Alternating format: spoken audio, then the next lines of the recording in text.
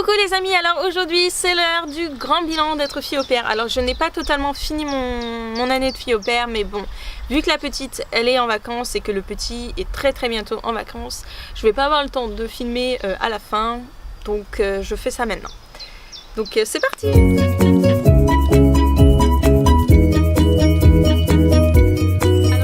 Par vous parler des inconvénients parce que oui, mine de rien, il y a quand même quelques inconvénients. Alors il n'y en a pas des masses, mais le plus gros inconvénient que j'ai pu remarquer, et encore moi j'ai de la chance comparé à mes copines au pair où c'était pire, c'est ici l'enfant, l'enfant est roi quoi.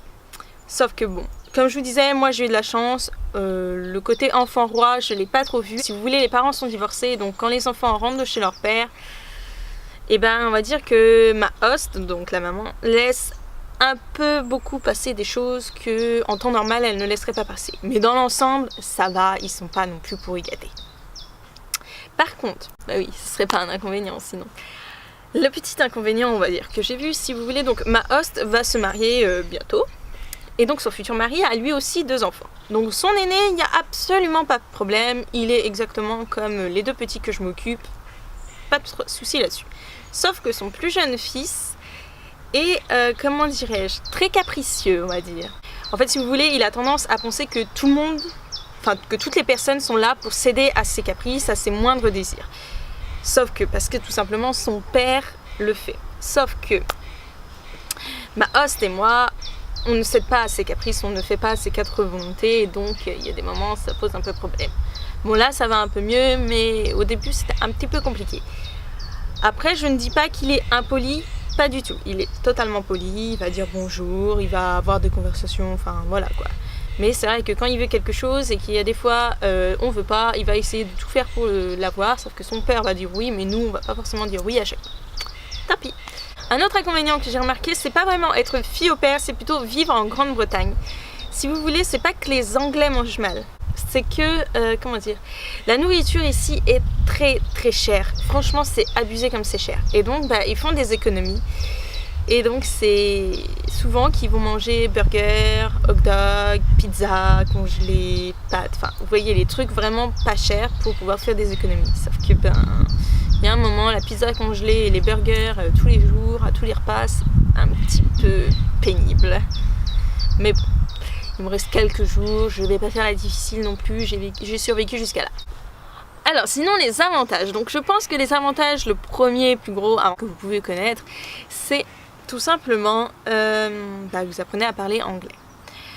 Si vous êtes comme moi, au collège vous aviez 5 de moyenne. Franchement j'avais 5 de moyenne au collège, et maintenant je pense que je recroiserai mon prof d'anglais du collège, je parlerai mieux que lui. Moi je suis partie, ma host parlait français vu qu'elle a fait ses études en France, mais enfin un an d'études en France, mais les enfants ne parlaient pas un mot français, enfin ils connaissaient quand même quelques mots en français, et donc en fait si vous voulez partir au pair avec des enfants qui parlent pas un mot de votre langue d'origine quoi, vous n'avez pas le choix, il faut que vous appreniez à parler anglais parce que de toute façon il va falloir au bout d'un moment, quand ils vont faire une bêtise, il va falloir leur faire la remarque quoi, qu'ils ont fait une connerie. Quand vous allez converser avec eux, vous allez leur apprendre des jeux, il y a des moments où vous pouvez pas juste les regarder et leur faire c'est un peu bizarre. Ils vont vous regarder avec que ce soit, vous faites ça avec un enfant français, hein, pareil, vous leur faites des mimiques bizarres, il va vous regarder et vont dire celle-là elle est complètement folle. Mais donc voilà, il y a un moment où vous n'allez pas avoir le choix de leur parler anglais. En plus, les enfants, donc moi quand je suis arrivée, le petit il avait 5 ans. Il avait 5 ans, bon c'est 5-6 ans quoi.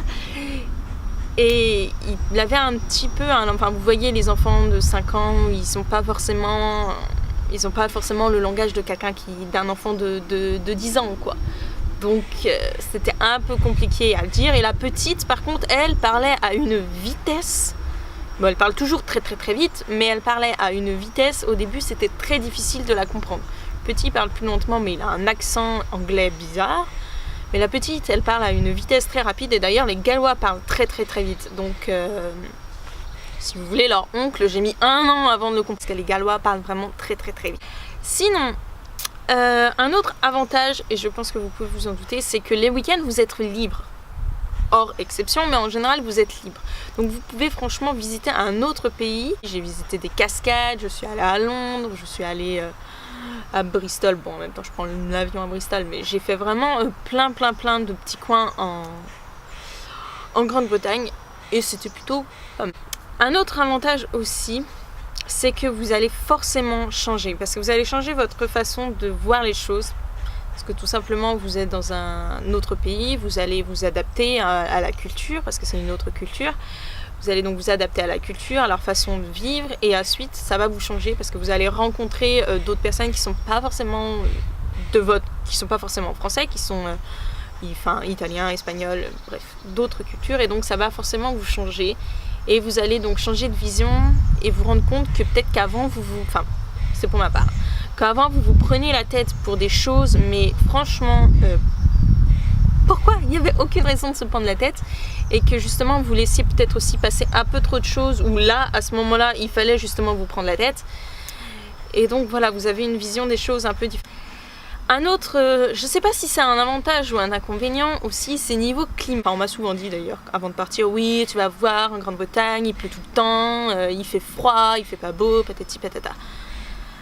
On est dehors, il fait du soleil et il n'y a pas un seul nuage. Je vous assure, il n'y a pas de nuage, donc il va pas pleuvoir. Et par contre, oui, il pleut quand même. Si vous voulez, ici, donc du moins au Pays de Galles, la météo c'est ça, c'est tout le temps ça, et ça, peu importe la saison, c'est tout le temps ça.